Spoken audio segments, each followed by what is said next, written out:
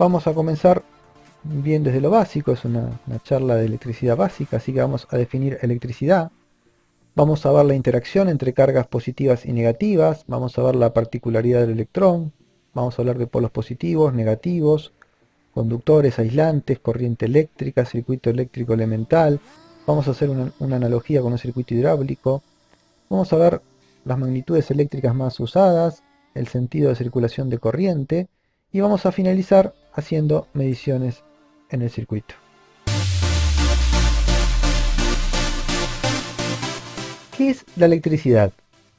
La electricidad es un fenómeno físico que tiene que ver con la relación entre dos partículas. Más precisamente tiene que ver con la atracción que se da entre estas dos partículas. Estas partículas son el protón y el electrón, y es gracias a esta atracción que se da, gracias a esta energía que hay entre ellas, y con energía me refiero simplemente a esto, a la atracción entre el protón y el electrón. O sea, si quisiéramos definir rápidamente qué es energía eléctrica, podemos definir lo que es la fuerza de atracción que se da entre protones y electrones. Esa sería una definición bien resumida de qué es la energía eléctrica. Bien, como les decía, es gracias a esta energía que se da lugar a una serie de fenómenos que terminan permitiéndonos poder darle el uso que todos conocemos a la electricidad, poder encender la tele, prender una lamparita, usar el celular. En fin, si no existiese esta atracción entre el protón y el electrón, no existiría la electricidad. Se le han asignado signos, al protón se le asignó el signo positivo y al electrón el signo negativo, así que en adelante nos vamos a referir a ellos a través de su signo, y vamos a comentar sin entrar mucho en teoría, vamos a comentar que estas partículas, que el protón y el electrón, se encuentran en toda la materia.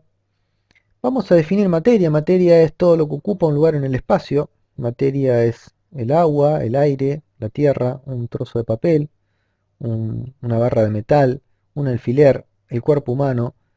En fin, materia es todo lo que ustedes se puedan imaginar que ocupa un lugar en el espacio. En base a esto podemos decir entonces que los protones y los electrones están en todos lados. Podemos decir que estamos rodeados de protones y electrones. Es más, podemos decir que estamos hechos de protones y electrones. No vamos a ir más allá en la teoría. Al que le interese profundizar, hay mucha información en la web, puede investigar qué es materia, qué es una molécula, qué es el átomo, cómo está compuesto, qué es un ion, qué es la capa de valencia. En fin, hay mucha información en la web que explica muy claramente toda esta teoría, pero esta charla pretende ser algo práctico, así como nos interesa a los técnicos, así que nosotros no vamos a ir más allá, no vamos a profundizar más en lo que hace al origen del protón y el electrón.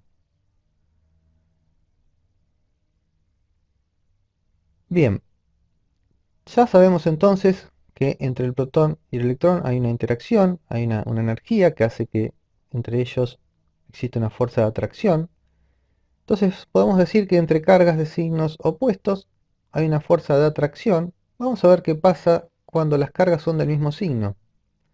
Bueno, si acercamos un protón a otro protón, entre ellos hay una fuerza de repulsión, intentan alejarse.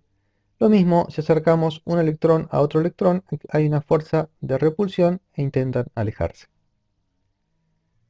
La palabra electricidad viene de electrón.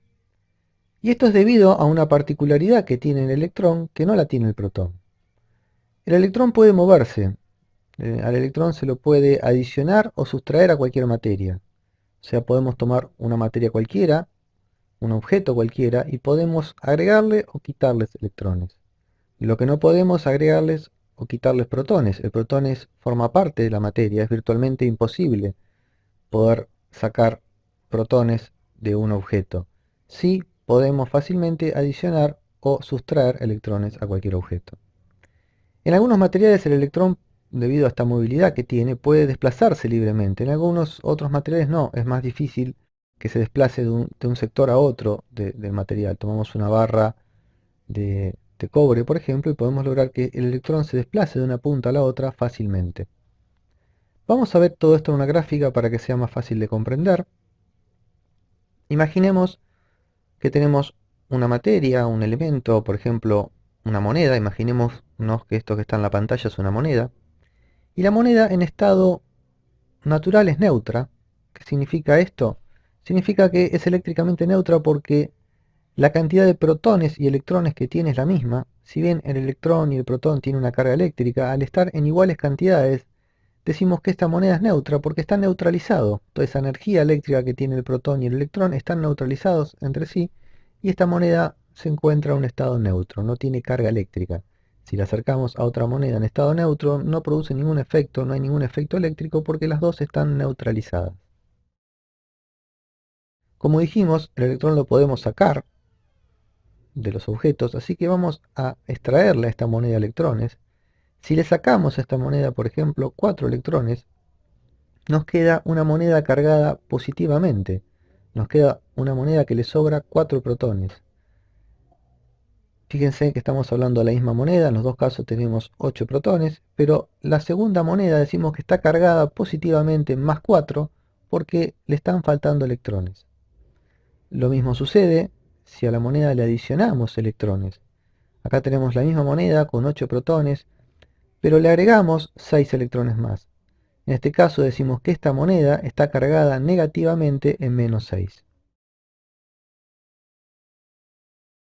Habíamos comentado que en algunos materiales se podía desplazar fácilmente el electrón de un extremo a otro del material, por el interior del material, y en otros no, en otros era más difícil. Estos materiales se separan en dos grandes grupos, que son los materiales conductores y los materiales aislantes. Dentro de los materiales conductores tenemos, en general son los metales, tenemos el oro, la plata, el bronce, el hierro, el cobre, el aluminio, el zinc. Los materiales aislantes, por citar algunos, tenemos el vidrio, la porcelana, la mica, los plásticos, el aire, el agua destilada. En los materiales conductores, entonces, para resumir, el electrón se puede desplazar fácilmente, podemos hacer que el electrón vaya de un extremo a otro del material, y en los materiales aislantes no, esto es más difícil de poder lograr. Vamos a mostrar una utilidad que le podemos dar a estos materiales conductores. Por ejemplo, si tenemos un polo negativo y un polo positivo, imaginémonos estas monedas que habíamos estado hablando recién. Tenemos un polo negativo en donde tenemos un exceso de electrones y un polo positivo en donde hay una falta de electrones, por ende hay un exceso de protones. Si tomamos estos dos polos y los unimos con un material conductor, como a través del material conductor los electrones pueden desplazarse libremente, va a haber una corriente de electrones, un flujo de electrones, una circulación de electrones que van a circular de izquierda a derecha. Del polo negativo van a ir al polo positivo una cantidad de electrones como para neutralizarse, como para equiparar, para que quede balanceada la carga, para que quede la misma cantidad de electrones y protones, o por lo menos que queden equiparados, que le sobren o que le falten la misma cantidad de electrones y protones a los dos polos. Van a intentar neutralizarse. Esto sucede porque estamos poniendo un material conductor.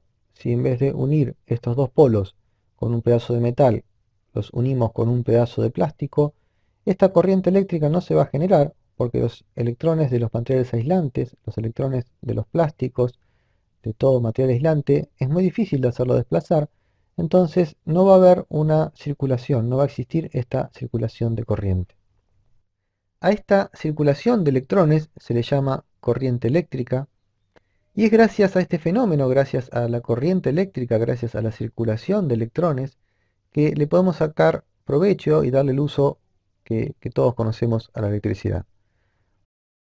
O sea, el 99% de los aparatos eléctricos, electrónicos, funcionan a través de este fenómeno que se llama corriente eléctrica. A través de la circulación del desplazamiento de electrones es que funciona un celular, un reloj pulsera que tenga pila, la notebook, una lamparita, la licuadora, todos los aparatos eléctricos, o mejor dicho, el 99,9% de los aparatos eléctricos electrónicos funcionan entonces a partir de la circulación de corriente eléctrica, a partir de los electrones en movimiento.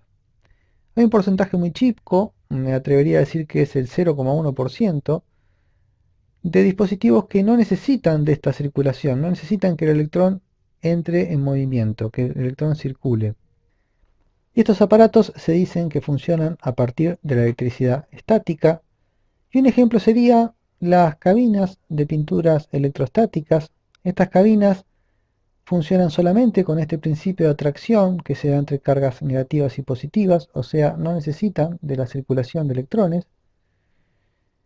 Y el principio de funcionamiento es el siguiente: introducen un objeto a pintar que está cargado positivamente, o sea que le faltan electrones, lo introducen en una nube de pintura, una nube de resinas y pigmentos que está cargada negativamente. Entonces esta nube se adhiere en forma uniforme a toda la superficie a pintar.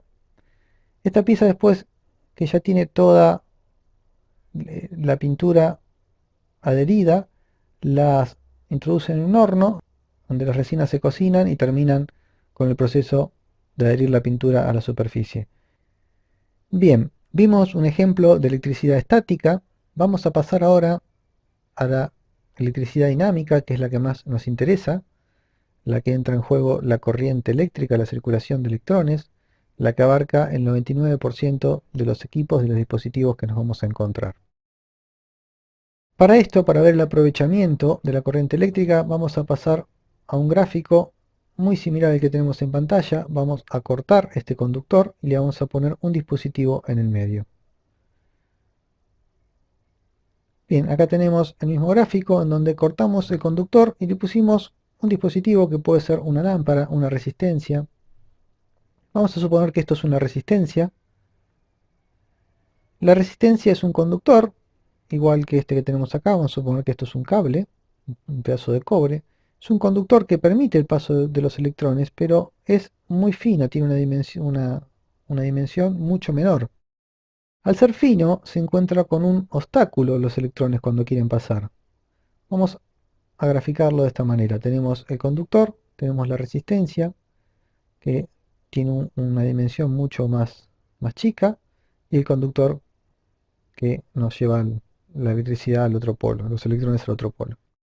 Acá los electrones vienen con una determinada fuerza, una determinada energía, y se encuentran con un camino estrecho, donde tienen que pasar haciendo fricción entre ellos, donde tienen que pasar de una forma muy apretada. O sea, encuentra un obstáculo al paso de la corriente eléctrica. En sí, la resistencia es esto, es un obstáculo al paso de la corriente eléctrica. Y al pasar a través de esta resistencia, al pasar tan apretados, van a perder velocidad los electrones, van a pasar en forma más despacio y van a generar calor sobre la resistencia. Entonces, esta es una de los aprovechamientos de la energía de la corriente eléctrica de la circulación de electrones.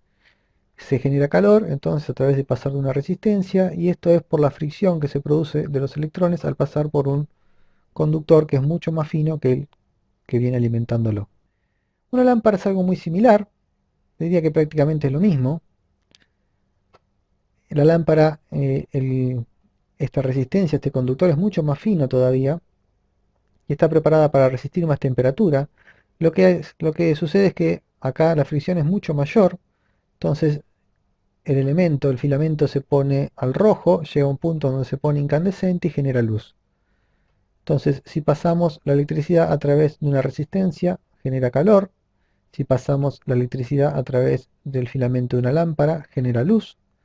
Si pasamos la electricidad a través de un motor, va a generar un efecto intermedio que es electromagnetismo, en que nos va a terminar haciendo girar este motor, nos va a hacer funcionar el motor. Si lo hacemos circular la electricidad a través de un parlante y con un determinado ritmo, de una determinada manera, también va a generar un efecto intermedio que es el electromagnetismo, que va a interactuar con un imán, nos va a producir el movimiento de un cono que nos va a generar el sonido. En definitiva, la electricidad dinámica tiene que ver con la circulación de electrones a través de un dispositivo y es lo que nos hace funcionar a este dispositivo. Vamos a hacer un resumen ordenando toda esta información que les traje. Y vamos a comenzar diciendo que la electricidad es una energía que tiene su origen en la atracción entre dos partículas subatómicas.